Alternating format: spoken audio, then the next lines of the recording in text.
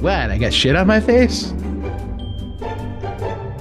If you're hearing our voices, that means it's time for It's This Meets That, the podcast for which worst movies from trailer to end credits, scene by scene, so you don't have to, but maybe you should. I'm Russ. I'm Jared. That's not Delivery might have been a little different. That's not an actual line of the movie, is it? Did I miss that part? Evan Peters, yeah.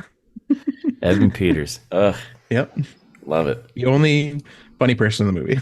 Well, you have to have someone who's going to be funny and then die, right? That's right.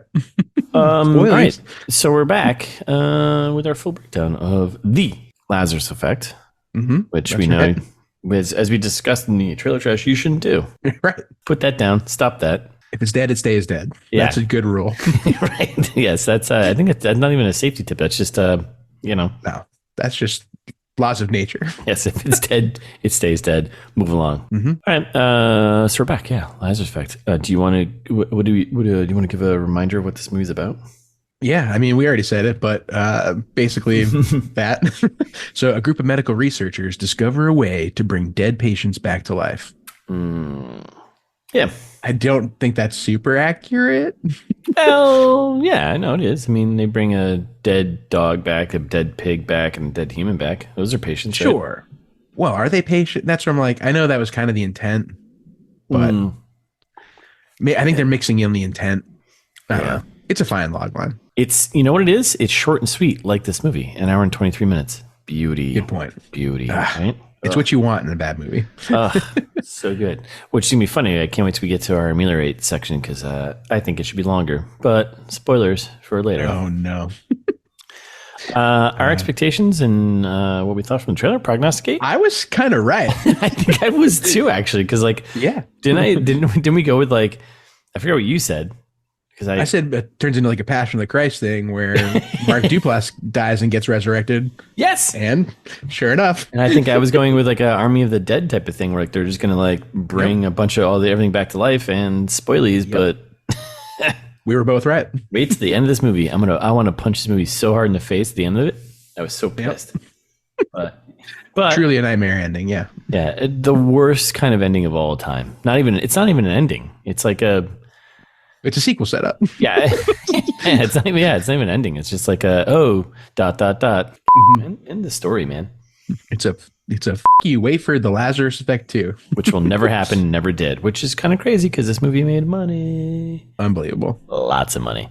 All right. Cool. So we actually did pretty good with our prognostications, which I mean, come on, we always do good. Come on. Yeah. I mean, this time we're right. Usually we do a good job. Right. But we're nowhere actually near what the movie is, but we did a good job. Plus, we nailed it in the movie. Exactly. Okay. All right. You want some quick info? Yes, please. Right. And thank you. Okay.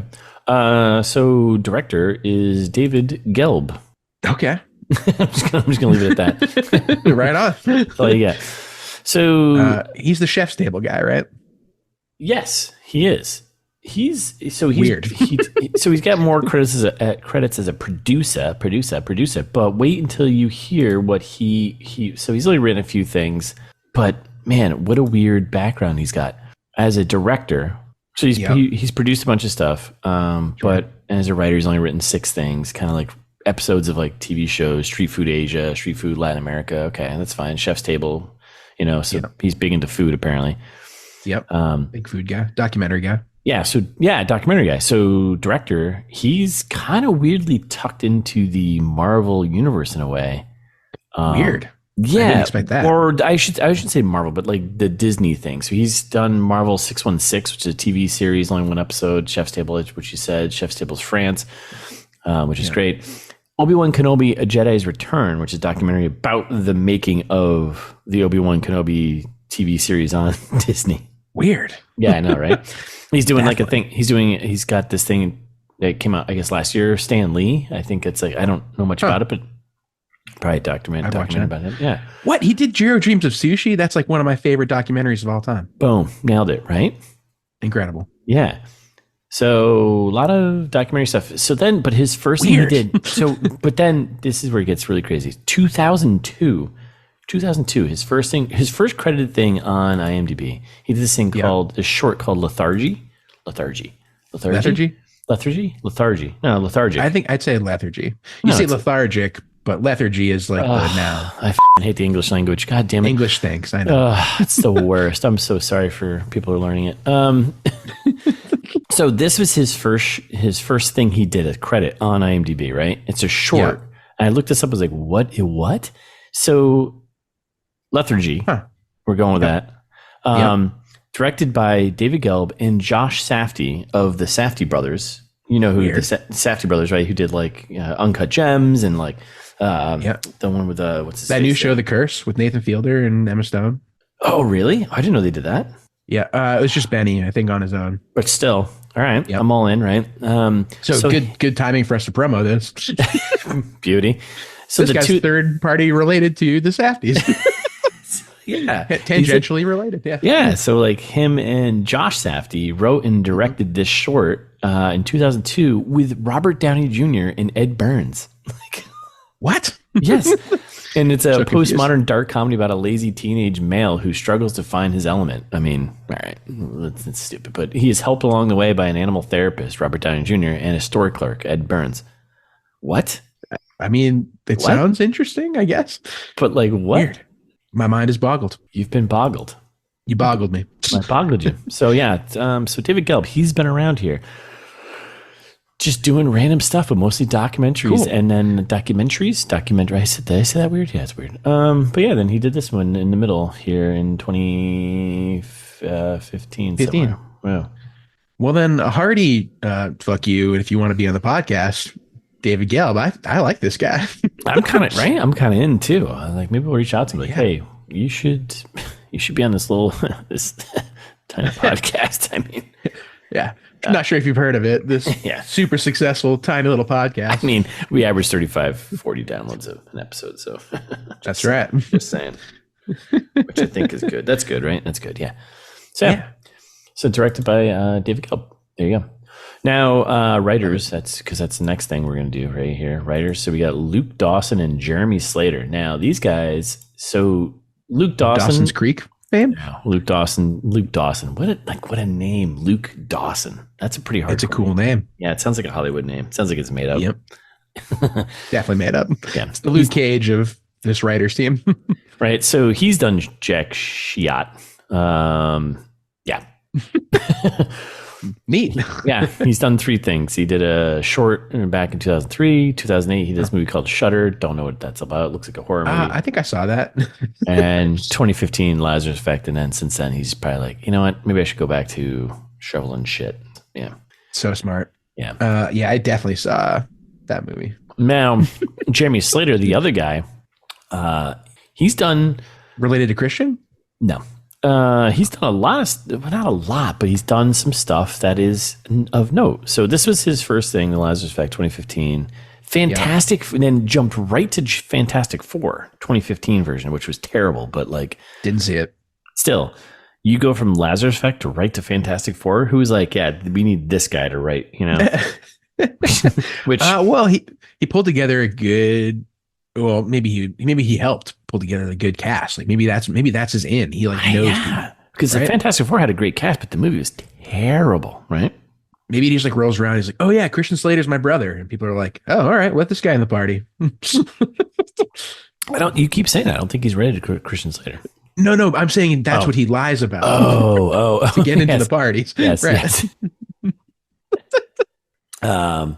So he did that, and it says he did some stuff on. Oh yeah, Moon Knight. Okay, yeah. So he's the Marvel guy actually. So in Netflix guy. So then he did Fantastic Four Pet, which I don't know what that is, and then in Death Note, which is supposed to be bad, right? It's supposed to be bad, but I know the graphic novel is like everyone loves it, right? Yes, it's a Netflix movie show, TV. I don't know. It's on Netflix. I know that, and I think the people, yeah. And people were like, oh, this is not what we wanted. Maybe qualifies for the podcast. Ooh. I'm going to check right now. Okay. Well, while you're doing that, I'll continue what he's done. So since then, he kind of shifted from his 4 movies into TV.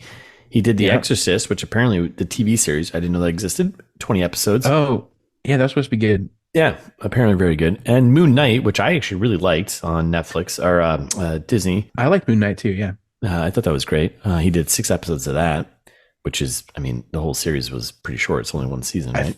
Wasn't the whole series 6 episodes? Yeah, I was gonna say, wasn't it like 6 or 8 maybe at the most? So maybe, yeah. And then he did the Umbrella Academy, which I really enjoyed. I love. Yeah. Netflix, right? Yep.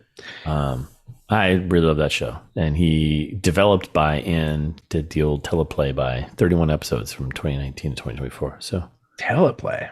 What does that even mean? It's British. Like it's just a show play? Yeah, it's British. It's a British term. Screenplay, but for TV. Oh, that's the old teleplay. Yeah.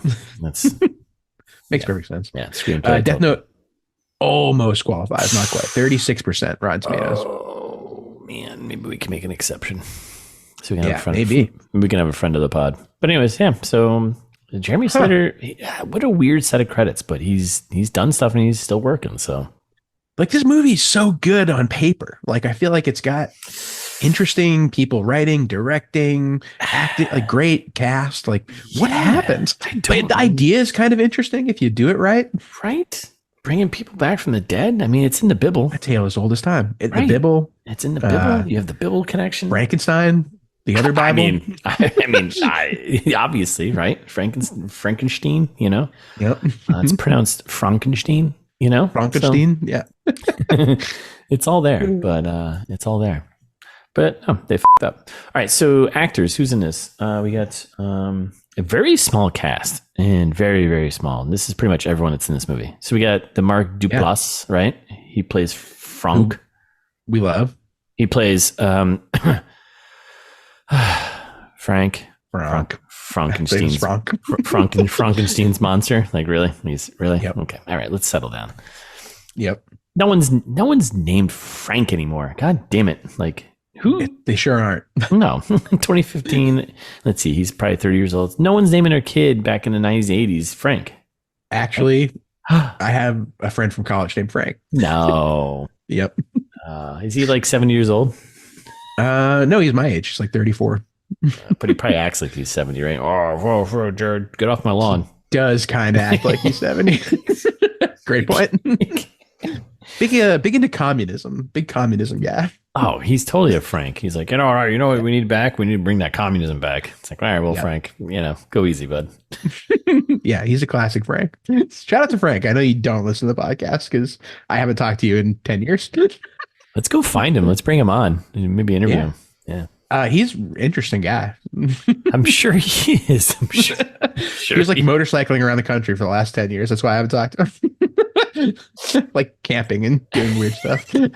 He's an artist. It's a whole thing. Classic, right? Classic artist move. I'm just going to go scooter around fucking town. Exactly. Living his best life. Yeah, I mean, hey, do what you can do. All right. So we got Mark Duplass playing Frank.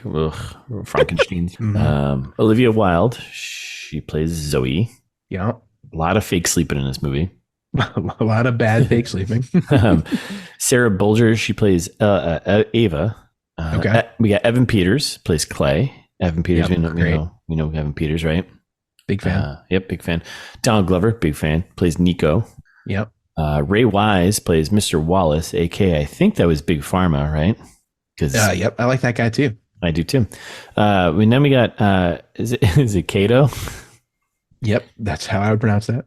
I was gonna say Kato because it's funnier, but it is funnier. So we got Kato plays Rocky the dog, and then Scott L. Traeger. Scott L. Traeger, Living Cadaver. Oh, yeah, what a fun credit. Yeah. Yeah, right. Like I want to be listed as a living cadaver someday. Yeah. Like what a weird way to describe that character. I mean, that is what it is, but also like oxymoron much. Yeah. Right. You can't like, say like zombie or like, I don't know. Yeah. Or like living cadaver. It's a cadaver that's alive. So there you go. I guess, yeah. It's more descriptive. I like it. Wow. Scott, nice job. Okay, let's get into some numbers here. So worldwide, this movie made $38.3 million. Which is almost 10,000 Fanatics. Unbelievable. Now, that doesn't sound like a lot of money. I mean, it is, but it doesn't sound like a lot of money in terms of movies. But, all right, so sure. This split was domestic, did about 25.8. Internationally, did 12.5. Video did another 3.1 million. Okay, so we're racking up there. On a budget of, now I got two different numbers here, but I think I figured this out. So the numbers.com, which is where I go to, to find these numbers on budgets and stuff. Said $5 million budget. Okay. Still successful. $38 million. Wildly successful on a $5 million budget. And then I went to bagger. And then I went to Wikipedia, which said 3.3 million. I think the 5 million is probably budget plus marketing, because usually the production, you want to do like half of, general rule of thumb, right? Half the production costs you for marketing. So I would say 5 million total would probably be like the budget plus the marketing. But that makes sense. Still $5 million, which, by the way, amazing. That tracks. Like sometimes I can't believe they spent that much on this. I mean, that still seems a little high, but like it's still flames, I guess. CGI flames. I was gonna say the CGI and like some of the special effects and stuff. I mean, Olivia Wilde, and I mean, I don't think she's commanding a ton of money, but $5 million for that set of actors, like before they really hit their stride. But 2015, like they were all like, this is post House. That's what I mean. Like they're all successful at this point. That's right. Like it's. I was gonna get. I wasn't gonna say it in fast facts because it's stupid.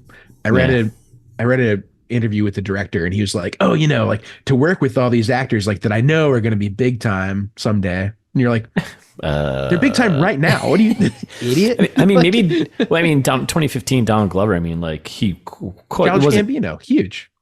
Well, yeah. I mean, his music career, but not like acting. Yeah. But like acting wise, he wasn't like. Right, 2015. No, but he's like winning Grammys like before that, and like doing like he's very well known. So he's got a name, right? Like, and Evan Peters was not what he is today. Well, 2015, I don't think he was, right? Like, American Horror Story had already started, and that's like I feel like his big thing. That's true. Is that that's what? Yeah, that's right. They've all done their like biggest work, I think, at this point. Yeah, you're right. Like, right. Yeah, I mean, definitely Childish Gambino was Donald Glover's thing before this. Enormous. Yeah, that definitely was his thing. And then like after 2015, it kind of like skyrocketed, right? But like, and Community was before this too. Hey man, he did. Imagine that Donald Glover was in the Lazarus Effect, Ultimate Spider-Man, China IL. I don't know what that is. Magic Illinois. Mike XX. What? China Illinois. I don't know. That's China, is there a China, Illinois? I mean, I'm assuming, but like, I don't know. Why would you? I don't know. Like Illinois, I guess. It's a state abbreviation. I know. God damn it, Jared. I know that, but is there a like you do that before? There's a China, Maine. There's definitely a China, Illinois. There's a Paris, Maine. That doesn't track. You can't be like, there's a China, Maine. I'm like, no, it doesn't. There's a China in every state. I guess we're all tracked by China. Anyways, so 2015, he did this movie, Ultimate Spider-Man TV series, a couple episodes of China Internationally Large, and then Magic Mike XXL. He does a lot of things with, and then he was in The Martian in 2015, which I think is like, he's crushing it, dude. Yeah. All right. Okay. Yeah. Huge. Anyways, I forget we were going on something like this, but I forget. We're talking about how I was saying how the director was like, "Oh yeah, I can't wait to see all these people blow up someday." You're like, they've already blown up. Like, yes. And you made a shitty movie with a bunch of actors who already blown up. Like, yeah, you're cashing in on these actors who are at the prime of their career and are somehow in this horrible movie. That's literally how you made your $38.3 million. It wasn't because it's a good movie. It's because these actors, like everyone already knows and likes, and is like, oh yeah, I'll go see Mark Duplass, and like, Exactly. Oh, Olivia Wilde. Oh yeah, I love her. Yeah, why not? The only person no one's ever heard of is Sarah Bolger, probably, and I could be lying about that too. Yeah, but she's been in stuff too. I forget what, but if she's also famous, I'm be so mad at David Gelb. She's an Irish actress. She's not anything like that. It really stands out to me. But okay, so we're good there. Asian Carter, a couple episodes of that back in 2016. Interesting. Yeah, and so nothing like that really jumps out, but voice acting. Yeah, a lot of voice acting. She was in BioShock 2. Anyways, okay. So yeah, so no one's ever heard of her, but everyone else. Everyone else. All right. We were talking about the budget and how much Olivia Wilde commands, and I was like, I don't know. She made House money for years, so like, true, but $5 million. She's probably making $50,000 an episode on House. Who knows? Yeah, this feels like a calling in a favor kind of thing. You know what I mean? Right. I agree. Anyways, let's move along. So here we are in China IL, internationally large. Mm-hmm. Rotten Tomatoes 15% audience, 23%. Oh, I'm sorry, 50% critic, 23% audience. Which, in retrospect, like, I think the critics were a little cruel here. I think this deserves better than 15. Like what, 20%? Maybe 25? I don't know. Like, okay. The acting's good, the chemistry's good. Like, yeah, I mean, it's just not a good movie. It's just bad. Yes. It's just really lazy. Lazy is a good way to describe it. It's just kind of there and like whatever. Yeah, but like it should have been good. It should have been, and they could have done a little more, but they just painted by numbers here. So, yep. All right, you want some fast facts? Fact me, Daddy. Did you know the name Zoe is the Greek word for life? I hate you. Don't hate me. Hate the internet. Yeah, I did you know not. That? Well, yeah. But speaking of Greek, I watched Percy Jackson, the TV series, right after this. I didn't even know. So many connections. Is there a China, Illinois, and Percy Jackson? There is actually. Yeah, they go through. It's a quest. It's a whole thing. We're stretching out the fast section because there aren't many. The potato chips in the film are the fictional Let's Potato Chips. God damn it. Which are also found in the TV show Community, which stars Donald Glover. No way. Yeah, so Let's Potato Chips. I like that. We should pay attention to Let's Potato Chips. Maybe that's like running running thing in like different shows and stuff like that? I don't know. I like that. Maybe only in Donald Glover things. So Clay and Nico, that's Peter Evans and Donald Glover's characters. They're playing a board game in an early scene. I thought they were actually playing Uno. I was totally wrong. Yeah. They're playing a board game. I love how this is written. A board game in an early scene called Settlers of Catan. Like, yeah, we all know what Settlers of Catan is. Like, everyone's, come on. Let's relax, right? Yeah, I went to college too. Yeah. But Settlers of Catan, as fans of that game know, minimum number of players is 3. You can't play that game with 2 people. So more of a goof than it is a fast fact, but more of a fast fact of like, if you're going to buy Settlers of Catan, make sure you have at least 2 friends. That's right. Right. So. Maybe they were playing with the dog. Oh, right. The dog, because he's psychic now. Mm-hmm. I would assume. That's actually it that I have for fast facts. That's the fastest we've ever done. I got one bonus one for you. Oh, boy. You know I love bonies. Yeah. So I read, like I said earlier, I was reading a bunch of interviews trying to find any fast facts we could scrape together. And some of them were funny, like the director's one where he's like, oh, these up and coming stars, like can't wait to see them really take off. But the one with Olivia Wilde was also interesting because apparently this is something she's known for, and this like made me laugh. So I'm just going to read her quote. Yeah. Even for a movie like this, I tend to get really analytical with the material. My nickname on a few films has been the Logic Police. Even with this film, where logic seemingly shouldn't count, I still held everyone to the rules we established. That's how I view films. When I watch something, I'll buy anything as long as it's consistent with the rules you lay out. Oh my God. All right, Olivia, let's just settle down. Which I appreciate, but also what a ridiculous thing to say about this movie. There are no rules. It's a horror. She's like pulling people into dream worlds, and like it goes off the rails immediately. Like the logic is out the window. So yes. Actors. All right. The Logic Police, Olivia Wilde. I can't wait till we get our starring role and we have to be like, yeah, you know what we did for this. I mean, we prepared so hard for this movie and we want to make sure logic made sense and, you know. Yep. Yeah. I can't wait till we're on a movie set and we have cool movie set nicknames like the Logic Police. Yeah, right. That'll be us. The Logic Police. Yep. Hey, this doesn't make sense, guys. This continuity wise, this doesn't make sense right now. Okay, settle down. It's a movie. It's all fake. Make fake believe. Mm-hmm. All right. Is that it? That's the fastest fast facts we've ever had. Yeah, they were kind of lame. I did some digging too, and I didn't find anything else. But so same. We did the best we could, listeners. It's all for you. It's all for you. We did our best. You want to Hollywood pitch me, motherfucker? Yeah. I went a little lazier than I usually do. This but is going to be some wishful thinking. Right? I think our Hollywood pitch is going to be a little off the walls here. But go for it. Yeah. Pitch me. So this movie's obviously Splice meets Kira. Ugh, you went so lazy. Thank you. God. So you've seen both of these? Yeah. Probably. Maybe not Akira. I think I've definitely seen Splice, but not Akira. But it's been a long Okay. time. So you remember Splice, Adrian Brody, other people that I don't know. Yeah. The nose of Hollywood. Yeah. That's right. That's right. The nose of Hollywood. Uh, so sci-fi horror movie. Lots of things in common with this one. This was a little lazy. You're right. So It's all right. there's a science couple who are just like this movie. Yep. Okay. Doing crimes against nature, just like this movie. That's classic move, right? Like. Yep.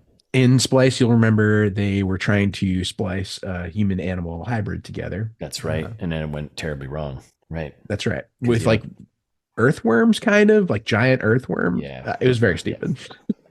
Don't do that. Don't do that. That's not a safety tip, but just don't do that. Just don't do that. Yeah. Also, like Splice somehow is like 75% of Rotten Tomatoes, and I don't remember liking the movie that much because it gets weird. Yeah, 75%. That seems aggressive, but okay, all right. Yeah. So in that one, it's the abomination that they create that ends up killing everyone, basically. Yeah, which classic move, right? Except for it does follow the same kind of like final girl trope, sort of. Like this one sort of does, and then takes away. Well, no. Well, no. It Olivia Wilde. She's the final girl, technically, right? Yep. So you got that. Basically the same in that regard. I mean, Elsa in Splice is kind of the monster, really, because she's the one who uses her own DNA to create this abomination in the first place. So, like, if you think about it, her surviving, and that's after she gets raped by her daughter at the end, and is pregnant with the child. Remember? Gracious, yeah. Remember? Oh my god, Jesus Christ. Yeah, Splice was fucked. next level. Okay. Right. Yeah. Kind of like this movie where they're like showing like the next generation of monsters. At the end there, she brings back Mark Duplass and I want to be presumably the rest of the team. The end of this movie is terrible. Oh, it's awful. It's awful. You want to punch it in the face. It's not even a movie. Yep. But yeah, it's basically the same movie, more or less, right? Yeah. Sure. And Akira also, I would say, more or less the same movie. So that famous anime from the 80s, the late 80s. Yep. If you remember, pretty similar actually in a lot of ways. One being the core premise of Akira is like there's a unscrupulous research team that is doing research into these like into this possible psychic powers that people might have. And they like unlock that extra 90% of the brain to do like just like in this movie. I hated that so much. Yep. It's like, oh my God, she's using 100% of her brain for the first time. So stupid. God damn it. She's doing things her brain wasn't designed to do. Which is kind of the premise of Akira. And then the wishful thinking side of things. So in Akira, at the end, spoilers, for a 35-year-old movie, the main character destroys, the main character who is not Akira. It's Tetsuo. Destroys Tokyo. Well, destroys Tokyo again. Right. After it got destroyed by Akira the first time, right? Right. That tracks. And kind of like births a new universe, which I was hoping that this movie would go that extreme. Like at the end of this one, she like, I don't know. And I think that's what I hate the most about this movie, because it gets so close a couple times where you're like, wait a second, are they in hell? Like, are we doing like a weird, cool, like Doom, let's go to hell thing? Because I can be down for that. Drag me to hell type of thing. Yeah, no, they don't do that. But they try, like they get close and then they back away from. I wish that this had like opened up a new hell universe, and like that's how you make a sequel, right? Yeah, Helliverse. Let's go, Helliverse. Yeah. So anyway, okay, that's my pitch. All right. Well, we're gonna be short and sweet here, I think, with our pitches. I think this whole thing's gonna be short and sweet, right? Yeah, I think so. I think you're totally right. So I don't know what I'm doing right now, but I'm gonna say it's Rocky meets Single White Female. Makes perfect sense.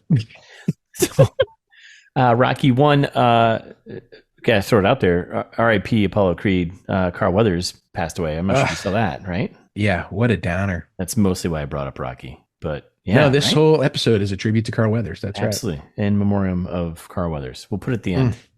Carl Weathers, because no one cares what we have to say. But you know what I mean? Like, we didn't know him. We wish we knew him, but we only knew him through his great movies. So yeah, that's right. Bummer. 76, by the way. Like, just a young man. Yeah, 76. I didn't see that. I didn't think he was that old. He doesn't look that old. So no, he looks great. The sad part is the last thing I saw him in was a commercial for like FanDuel or something like that with Gronk. That sounds right. That's the last thing I saw of it. Anyways, so I'm going Rocky meets single white female, mostly Rocky to say, rest in peace, Apollo Creed, rest in peace, R.I.P., whatever. But Rocky, there's actually a lot of connections here. Yeah. No. Start with them. Not a lot, maybe just a couple. No, I think you're on the right track. So Rocky, a story of underdog, right? Underdog story. Mm-hmm. This crew, underdog crew, research crew, kind of like pulling it together. Big Pharma, right? Underdogs and Big Pharma, right? Yep. So we get a little underdog story there. We got a protagonist that won't give up. Rocky won't give up. He's just going to keep fighting, right? In this one, Frank, short for Frankenstein, right? He's like, no, I'm not going to give up. I'm going to bring her back. Like, I need her to come back, right? So you get that. Come back. And both movies made a lot of money off a small budget. That's true too. They don't take place. Both take place in the same place. Yeah, I think that's it. I think that's all I got for that, right? Both movies have a character named Rocky. Wow. I thought that's why you picked it. Because Rocky the dog, who's named after Rocky Balboa. Wow.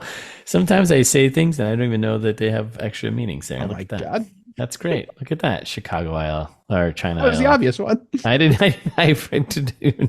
Because at one point Mark Duplass says, "Oh yeah, a real underdog, like the ultimate underdog." Like we are. Like I'm a little hungover, so hey. Oh my God. When you started your pitch with, underdog story, I was like, oh right, like Mark Duplass says in the movie. Hey, sometimes things just work out great. So oh my God. Right, go into the next one. I don't have anything to help you with for the next one. So you're on your own. Single white female is my go-to for any time I don't know how to match up or I'm just being lazy. Mm-hmm. I think this is more a wishful thinking thing where I think, well, all right, hold on. Single white female. Here we go. Olivia Wilde's character at the end, she's a single white female. That's right. Well, is she single? You have to debate the merits of bringing your dead husband or your dead fiance back to life. Damn it. Well, she can do whatever she wants. She decides to do that. But there's a moment where she's still engaged. She ditched the ring a long time ago. There's a moment where she is a single white female. And I think at the end of the day, I think she wants to be a single white female. So I think that's another connection, right? Like at the end of the day, she's like, he's he just wants to chop me up on a table there, right? And yep. And I want to be a single white female. Oh, sorry. That was a connection I had with Akira also. Akira ends up chopped up in a lab and studied, like they said. I forgot the dog name was Rocky. I even said it. Up here. Kato. I know. Rocky. Incredible. But I love that I picked this movie not even thinking. I picked Rocky not even thinking about the dog at all. And the line said in the movie. And it's still incredible. Truly incredible. I can't believe this is happening. Hey, China ILL, China IL. Illinois. Grow up.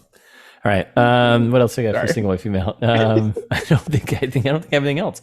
I feel like what do you got? I feel like she kind of wanted to be like Eva. She did because there is a moment early on where they're talking about how Ava's, how hot she is, and Frank Frankenstein here, we'll call him Frankenstein for short. Probably, yeah. he's like I don't know, she's kind of hot, whatever, and she's like, no, get out of here. And I think there's a little jealousy thing going on there. She's like, maybe I'll wear your. Oh, you know what?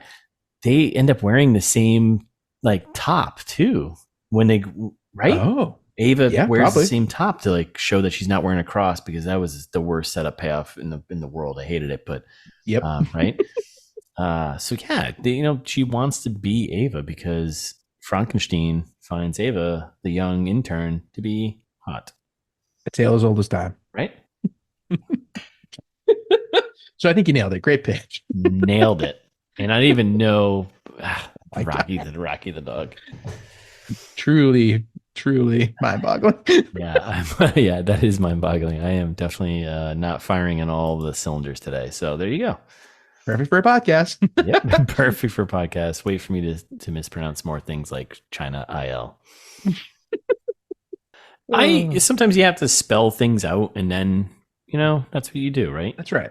Don't just assume it's Illinois, because there is no China. There is no China, Illinois. There doesn't exist. That's right. It's made up. So you know what? It's also made up. IL. Yeah, Illinois, fake. You heard it here first, folks. Yeah. Has anyone actually been there? No, doubt it. No one has. No, Illinois. Yeah, kind of stayed as a silent ass. Ugh, lame. Ugh. Massachusetts, you say all the S's. you say all the consonants. You say all the vowels. So many S's. Oh, it's all there. Massachusetts. All right, well, that's cool. That's fun. We did good there, I think. Great pitch, man. Nice job. Thanks. You too. Hey, you know what? Thanks for backing me up there. I got you with the Rocky the dog thing, which I completely. Oh my god. I'm not even sure I actually watched this movie. I'm not sure you did either. We shall find out now. Okay, I think that's it. So you want to tear this thing apart? Let's do it. Oh man! All right. So the opening. I have a feeling we're gonna cruise through this. Yeah, I think so too. Because there's not much happening. I mean, it's an hour and 23 minutes, so we should crank. So yep.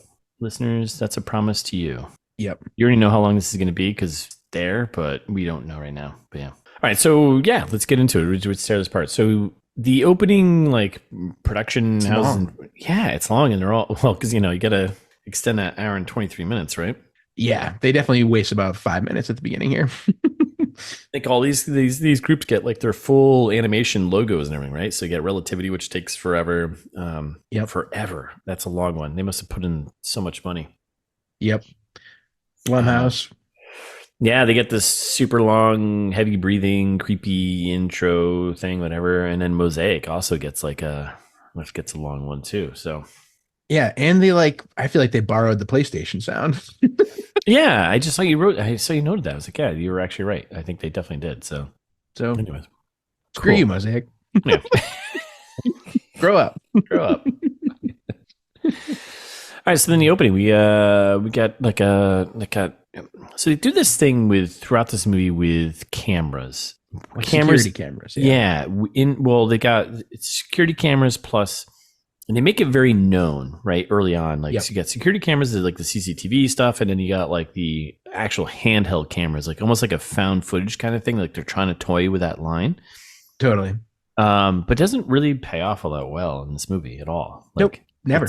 Yeah, right? It's inconsequential. Every time they do a shot like this, nothing related to the plot happens. Yeah, and it's I don't get they set up, they make it so apparent they're setting up this secondary camera within a camera setup, but they don't really pay it off. There's no scene where oh man, the handheld camera drops on the floor and you're watching right. That's a good J.J. Abrams move, right? Where the camera drops on the floor and you're watching the scene through the handheld camera and you don't see the actual craziness, but you see it through you know what I mean? Yeah, classic Cloverfield. Yeah. Do that. Give us that. That's fun. Nope. So anyways, they got science stuff happening to a pig. They got a pig on a table, right? Yep. It looks like the dog from the trailer that we're going to get to in a couple minutes, but same principle. Yeah. But this one doesn't work, obviously. And they're just doing a bunch of science talk. And then we get a view from a black and white video camera, right? And we get our first talking about gigahertz on the amygdala. I'm what are you talking about? It's so it's so annoying. This science in this, it's none of you actors actually know what you're talking about. Increase the omega. Yeah. Shut up. Stop doing this. Stop trying to make it sound like it's you know what you're talking about. Yep. It's so annoying because all this movie is just splices of. I give a little hit there. Splices of that and science talk and then jump scares. That's all this movie is. Mm-hmm. Because we got our first one. I actually started tracking the jump scares. There's I think 14 or 15 jump scares in this movie. Oh wow, none of them worked on me. Nope.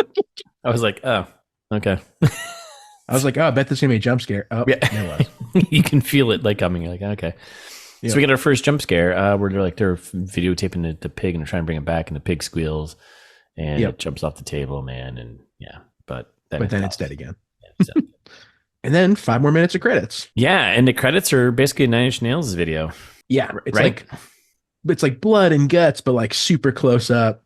Yeah, like macro camera, like whatever. Yeah, stupid. Yeah, it's a Nine Inch Nails video basically, and we get title card Lazarus Effect, and then we get the campus. Feels like 2005, not 2015. Yes, agreed, definitely. And then we get our campus transition shot from the trailer, and we get the shot from the trailer of Olivia Wilde's character Zoe walking in with Ava, who's going to school on the campus. I don't know if she's an intern, but she's whatever. She's grad student maybe, or who knows. Yeah, the very obvious final girl. Supposed to be kind of thing set up. And then we more credits. More credits, and we meet Nico and Clay right off the bat. Donald Glover and Peter Evans. Yep. I was gonna say Evans Peter, but that's not right. I mean, it could be. We've been known to imagine if your name was Evans Peter. Evans Peter. That'd be pretty funny. That's goofy. All right, so then we're in the lab. We're down in the lab, which basically this entire movie, other than there's an apartment shots, but you go to their apartment. It's just this takes place entirely in the lab, pretty much. I'd say 80% of the movie is just in this space. So at least, keep that cost low. Yep, exactly. And meanwhile, Ava is like setting up cameras. They kind of explain that she's filming something about the project, and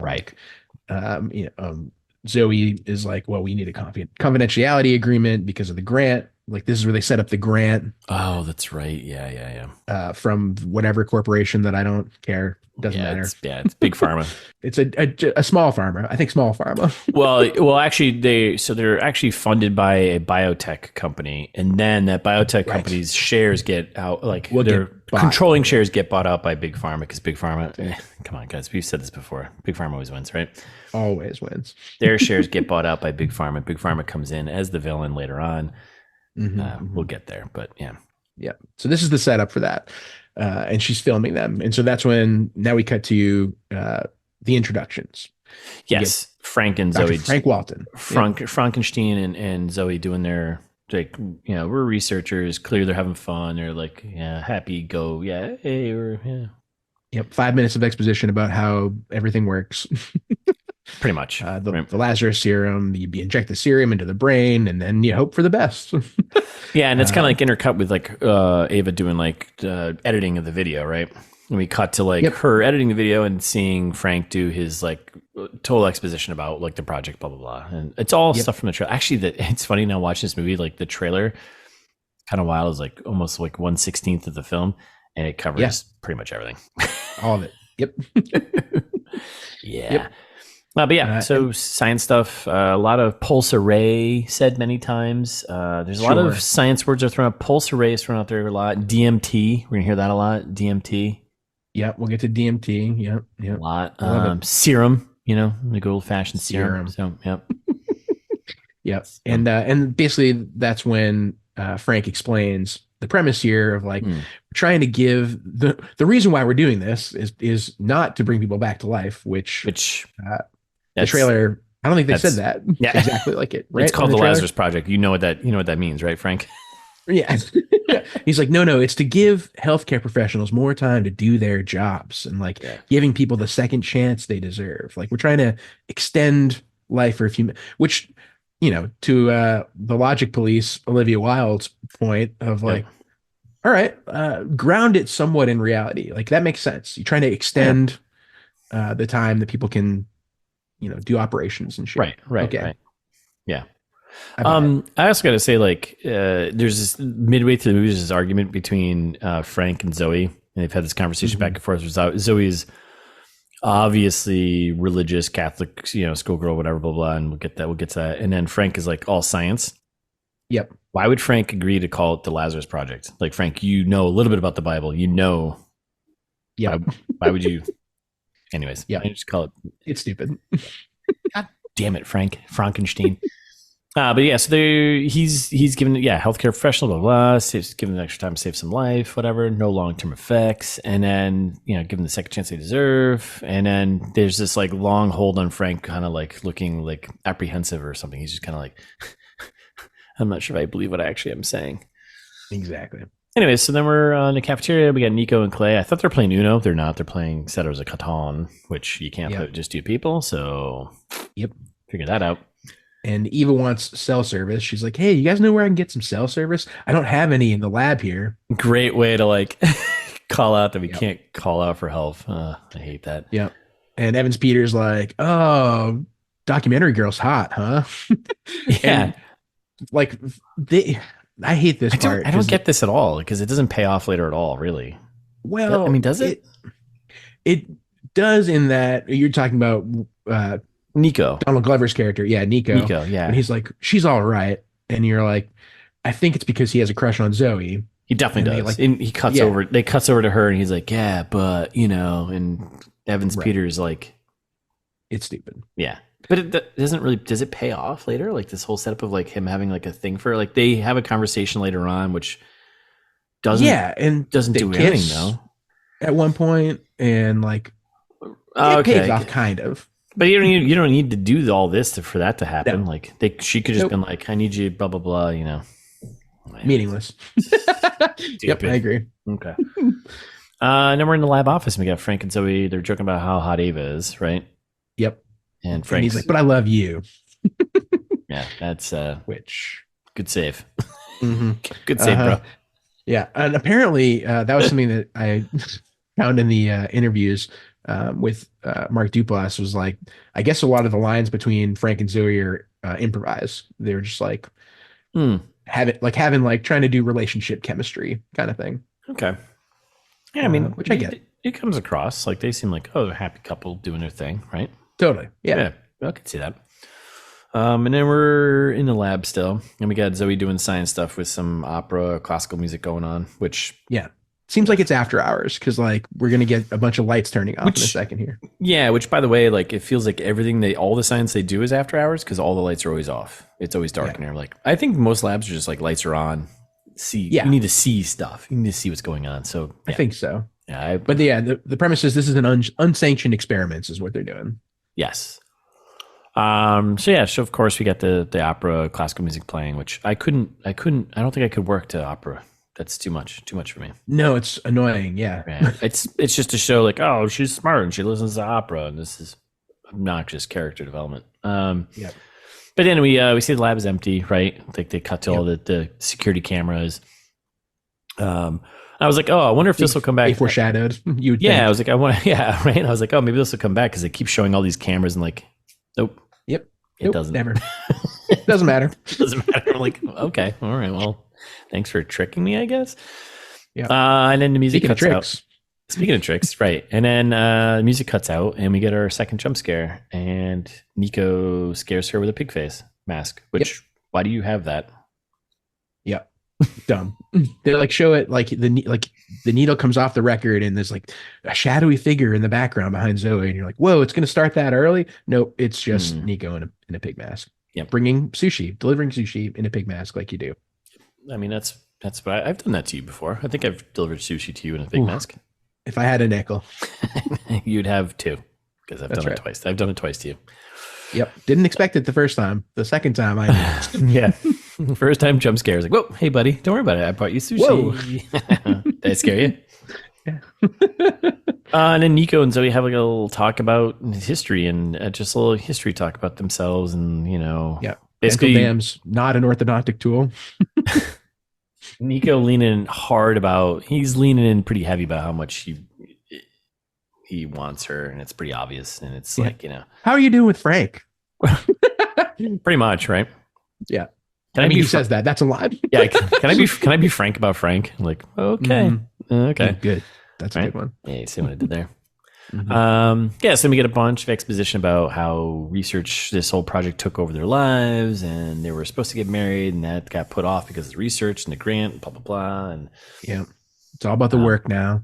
And Nico's laying on thick, like aggressively thick. And then he's basically just like, drop the zero and get with Lando, right? So That's right. And as a quick aside, speaking of how handsome Donald Glover is, this is when Thais was like, she is 10 years older than him and this does not play up. Doesn't track. It doesn't track. And then we spent a good 2 minutes Googling while I paused, and it turns out Olivia Wilde is a year younger than Donald Glover. Really? Yep. Wow. Because like in this movie, she looks definitely older than him. Like I would think like he's like in his 20s and she's in her 30s. Like that's what it feels like. That's what it feels like. But this is when they talk about being in college together and whatever else, and like they're old friends. And that's when Tyson was like, "No way, she's 10 years older." The direct quote was, "She looks like an old hag." That's a little harsh. I don't know about that, but I know, brutal. I know. No, jeez, I don't know. And I was like, "Nope, she's a year younger than Donald Glover." Who knew? Now, Mark Duplass is actually 10 years older than Olivia Wilde. that tracks. That makes sense. Yeah, that makes sense. But all right, hey, fun. You know the things you learn when you Google, right? That's right.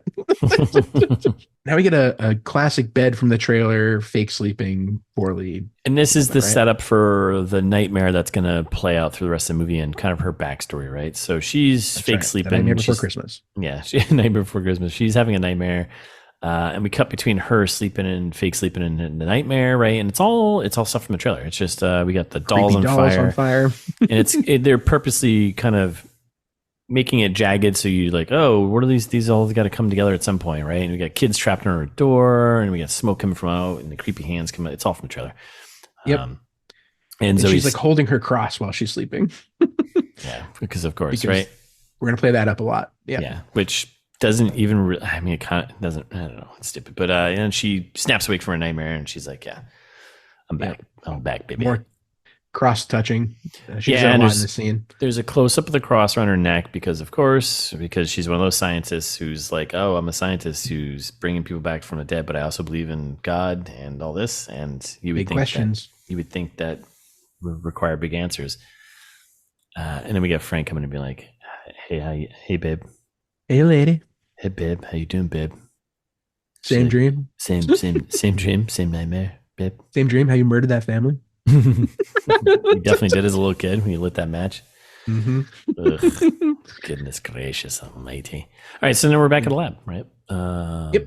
And we got like a cool spinning green thing on the screen, which I'd watch 80 minutes of that. Me too. I was like, this is cool. This is cool, yeah. Yeah, much more science talk with a bunch of actors pretending like they know what they're talking about. I love the exchanges between Zoe and Clay are funny. Like, what did I say about smoking in here? And he's like, that it's awesome. Because he's like vaping in the lab the whole time, which Evan's come back Peter's to haunt him later. Evan's Peter character, yeah.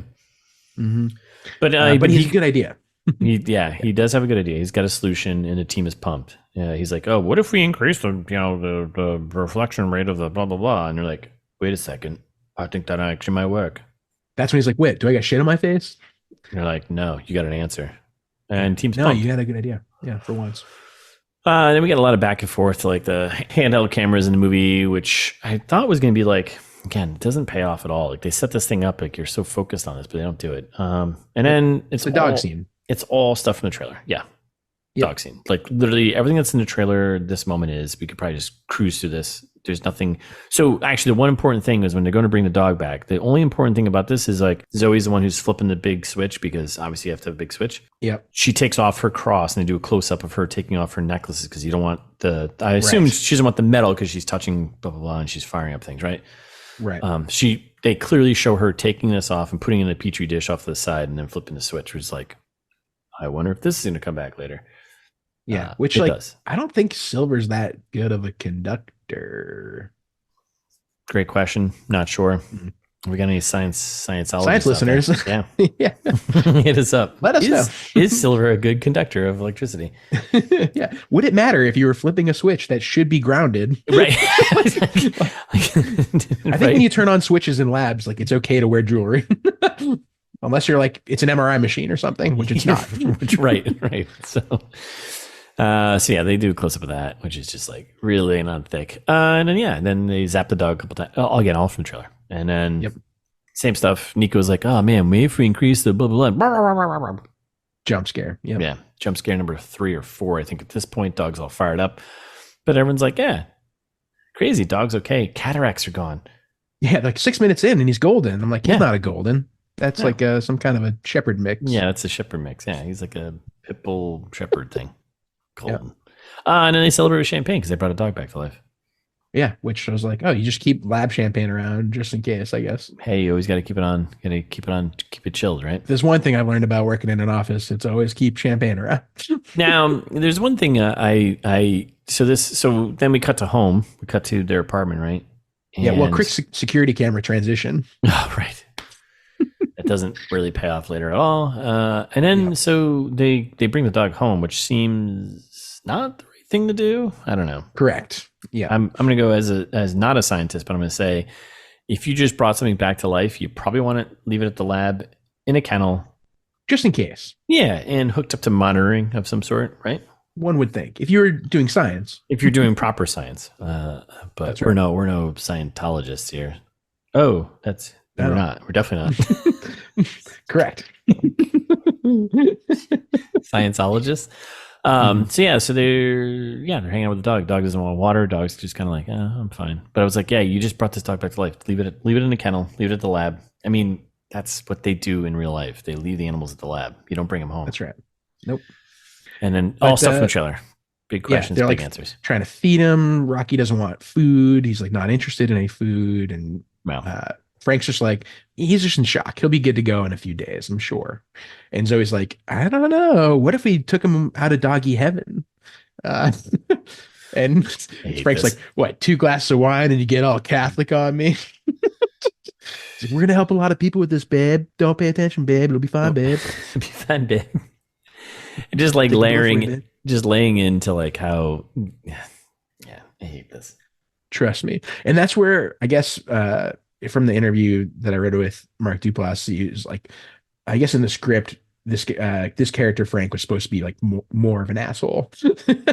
And you see like flashes of it, glimpses of it here and there, but like I think just Mark Duplass like just made him be a more personable character because I don't think he can play that. I don't think he can either. I agree. Like maybe poor casting because like I don't know. Like like he should be the Frankenstein character. He should be the one who's like obsessed and like, but doesn't really come across all that well. So agreed. We'll ameliorate about that later. So then we're still at home later, right? Frank's working late, right? And then the dog's still laying down. Zoe's fake sleeping again. And this is all from the trailer. And then the door opens up creepily, and then all of a sudden the dog's on top of her, and then that's it. Nothing happens. Nothing happens. Dog's take the dog out for a walk. That's all it means. So And then we're back to the lab. Rocky Balboa ain't having it. There's an argument between Clay and Nico about whether or not the dog has memories. And he's like, dogs don't have memories. They have associations. And you're like, okay, thanks for being pedantic, Clay. And they literally walk away just to have the setup between Frank mansplaining DMT to Zoe, Ava. And then we get the whole conversation of what you see when you die. Right. Frank's like, the big white light. It's true. Yeah. And then Zoe's like, well, I think it's more religious and more spiritual. Energy doesn't blah, blah, blah. And like they have this back and forth science conversation, science, religion, what happens when you die type of thing. So. And Eva is convinced by Zoe. Like, you know what? Maybe there is something spiritual here. And Zoe's whole premise is the DMT helps open the door for your soul to pass through. And that's the real function. Maybe. Who knows? That's bullshit. We can't know. So then we're at the lab brain scan. We're doing a little brain scan. Dog's in the MRI, and HDR looks good, but there's still serum in his blood. Crazy activity going on. And this dog, like, basically to spell it out for you, like after they do some science talk, is like, basically this dog can go Cujo you at any moment. Then again, so he's like, this dog can go Cujo you at any moment. And like literally like the next couple scenes, like the dog is back at the house. Like, why would you keep... Well, not yet. The dog's in the lab still, and the dog. No, but I'm saying, but through the rest of the movie, though, afterwards, through the rest of the movie, like they keep bringing the dog home and like taking him in and out. It's like, yes, all right, yes, you're right. And no one cares at all. Nope. Then we cut to slightly later on in the lab with Cujo's in the little kennel here, and Clay's listening to some soft jazz. Yeah. And he's like vaping still in the lab as always, blowing it in the dog's face. Not cool. Not cool. Um, Not cool. Hanging out on his computer. You deserve And what you're gonna then get. there's a loud bang that Oh happens. my god. I hate this. So he goes back into the room where Cujo is, and it turns out the fridge is like all cleared out and empty now. There's like stuff all over the room, and the dog is gone. Mm-hmm. So we're looking for Rocky, Yep. and we get the classic creepy table look, like the sheet is draped over it so you can't see what's underneath it. And he's like, oh, creepy dog must be under the creepy table. Pulls up the sheet. There's nothing there until we look up and see the dog on top of the table. Gotcha. Jump scare number 4 or 5, I think, at this point. Yep. Yeah. Again, I don't know why there's no lights on in this lab. Like you would think you're in like the basement. Just turn all the lights on. That lights would be on. Silly, just silly. Don't worry about it. The college is paying for it. Some kid's tuition upstairs is paying for the lights. Just put the lights on. It's not your electric bill. Yeah. No one cares. So then Rocky's growling in his face. And then we cut back to the team is like, oh, what happened? Blah, blah. And like, one thing comes out was like, Ava's like, wait a second. The bag of the potato chips, people's potato chips, where it is, that was on the top shelf. How did the dog get up there? Yeah. And everyone's like, stupid. Probably just did dog stuff, you dummy. Like, yeah, get out of here. And Clay's Ava. like, guys, we should put this dog down. And they're like, no. Rocky's just doing Rocky stuff. It'll be fine. Clay is the voice of reason throughout the, like that one character who's like the voice of reason and like, no, don't do that. No, well, the audience is like, yeah, put this dog down, dude. We know what's going to happen. So Ava's the voice of suspicion and Clay is the voice of reason. And then no one else like really has a role. Yeah, just like they're just making stupid decisions and making things happen. Yeah. The rest of the movie just happens to the rest of them. So we're doing some lab science stuff, and Frank doing more exposition about Rocky, what's happening to him, what will happen at home now. He's like in front of the computer at home. Basically, he's describing all the things that will happen to Zoe later on. More science talk, more neural activity, new pathways, aggression, confusion, blah blah blah. Because he's doing like the video camera like recording, recorded session. And then we get a mild jump scare where Zoe sneaks up on Frank. Okay. It's stupid. And she's like, come to bed, babe. And he's like, in a minute, I'm doing something. I'm doing science, babe. And then he's like, what the hell is going on here? And then we cut to the next day and he's coming into the lab and she's like, I'm going to go with the dog. And they have the dog still with them, which I don't understand why. It's their pet now. The security is like, hey, man, Dean wants to talk to you, bro. Yeah. Buddy. You're in big trouble. You big troubles. We cut to Dean's office. This was all from the trailer, maybe a little extended, but literally all the important lines are in the trailer.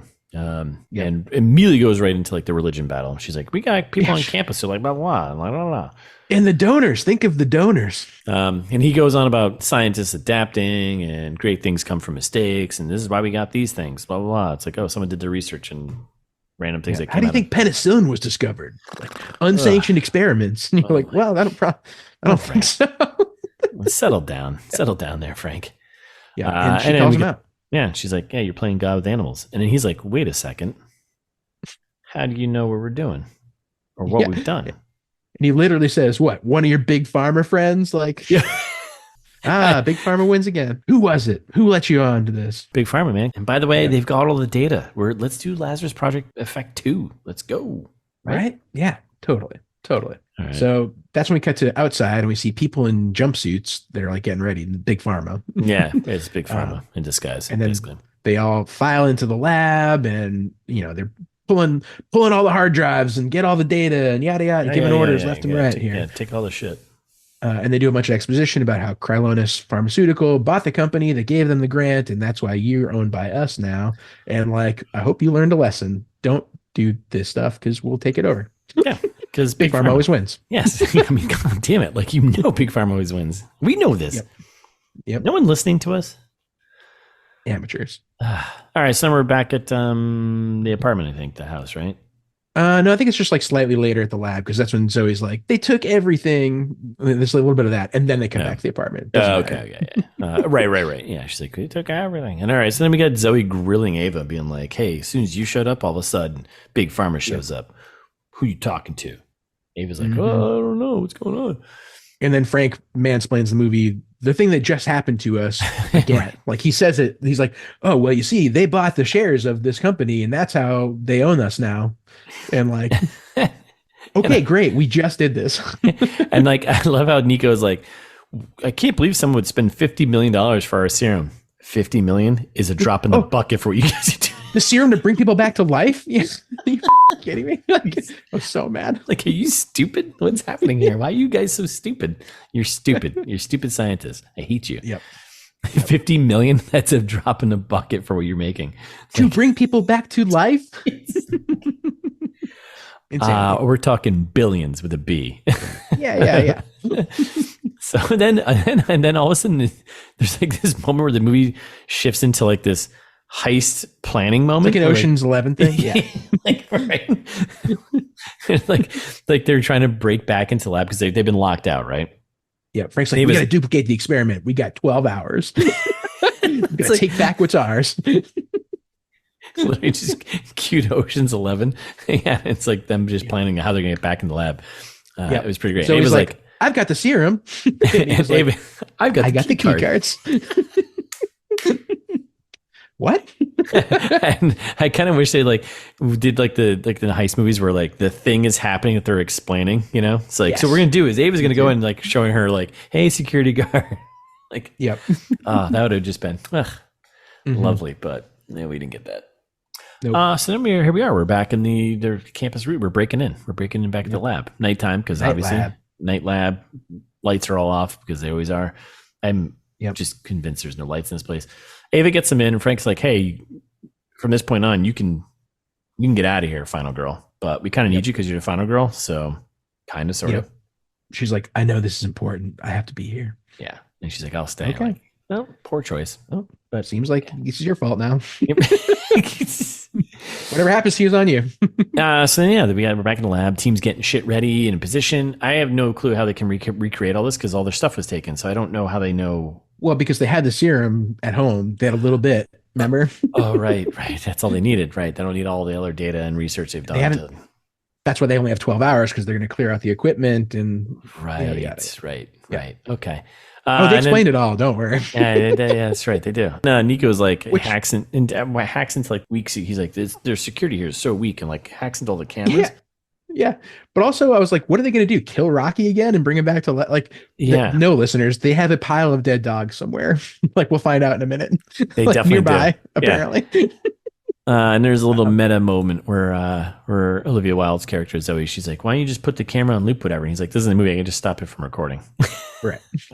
Okay. Well, just do that. You're amazing, Nico. He reminds her. Right. To say. So then we're at the lab table. We're back at the table, the cutting room, right? And we got another fresh dead dog off the pile. Which I was like, if they're frozen, like they probably have to thaw. I don't know. Like I had so many questions about their dead animal supply. I'm questioning Olivia Wilde's logic police moment here. Because, right. Yeah. So we got a new dog. Everything's ready. We're ready to go. And Frank is like, "Hey, do the honors here." Yep. In the most obvious setup payoff in the world, Zoe, Olivia Wilde's character, is wearing this low cut like tank top thing. And you can very clearly see she's still wearing her cross as she's about to flip the switch. Yep. Which was set up earlier. She takes it off because what's about to happen? Well, and they also they set that up, but then it seems like it's the ring that actually is the thing that does the conducting. Yeah. In a few minutes. Right. But is she wearing the ring or is it on? Is it on the necklace? She's wearing the ring. Okay. No, she's wearing the ring. Right. And that's why her hand gets cooked. Right. And then they set it up with they have Eva like wearing a giant rubber glove after that. But you're like, right. The next time. Yeah. So it wasn't the necklace at all, really. Like, yeah. It was Olivia Wilde. Anyway. Again, questioning your logic police here. Like, how good are you actually logic police? You're not so at stupid. All. Yeah. So she flips the switch and zapparoo. She gone. Lights go out. Classic. Evans Peter is like, "I didn't do it." Yep. And then Frank spots Zoe on the ground and she's gone. She's been electrocuted. And they like try to revive her. We got needles to the chest. We got defibs. We got increase the voltage. We got all this sort of shit going on. Doesn't work. She's not coming back. No. No go. Moments, hours later, Frank is still sitting by her side, and this is a scene where you can clearly see Olivia Wilde still breathing. Yep. It's pretty bad. Like, it's like, yeah, I can see her, like, her stomach and her chest still moving up and down. And he looks at her crispy wedding ring finger there, her That's engagement ring. Yeah. And he takes the ring off. Yep. Because, I mean, she's dead, so, like, we're not together anymore, right? Yeah, I guess so. Which they took the necklace off when they were trying to do the defibrillator. And I was like, they didn't take the ring off when they were doing them? Does this make her his ex-dead fiance? Ex-dead? I believe so, yeah. Right? Ex-dead former fiance? Yep. Okay. Just want to make sure. And then, the team's like, then he, like, picks her up and he's throwing her on the table, and everyone's like, whoa, what are you doing, bro? What's your plan here? And, like, obviously, Frankenstein. We could go to jail for this. And he's like, you think I care about jail? You're like, I don't know, maybe. Maybe you should. I don't know, like. Yeah, what? But everyone agrees this is crossing a line. And he's like, fine, then get out. And everyone's like, nah. Because movie. Yes, I guess we'll help. Yeah, I guess we're already here. He's like, I'm not gonna lose her. Not like this. And then we can't bring a human. So this is the problem. Like, the whole team is like, whoa, we can't bring a human life back. I'm like, isn't that the whole point? Isn't this the perfect experiment? The moment where, like, like, let's just use, like, she'll donate her body to science. Well, she's a religious person now, so maybe she won't. But maybe she won't. Yeah, I don't know. Anyways, isn't that the end goal? Is to bring. So the team is like, okay, fine, we'll help out, and they reluctantly help out, and we're gonna reluctantly end the episode. We'll cliffhang you. Will Zoe come back to life? Will the dog stay alive? Rocky eat food finally? Will Rocky beat Apollo Creed? Probably not. Maybe. We'll see.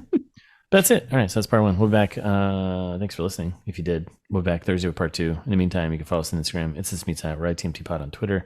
Subscribe wherever you're listening, and you can find us on YouTube as well, and share with a friend. Or share with strangers. Leave us a review. 5 stars, maybe a nice comment. Apple, Spotify, wherever you can do that. Or if you want to give us long-form feedback, if you're feeling old-fashioned, you can send us an email. sismeetsthat@gmail.com.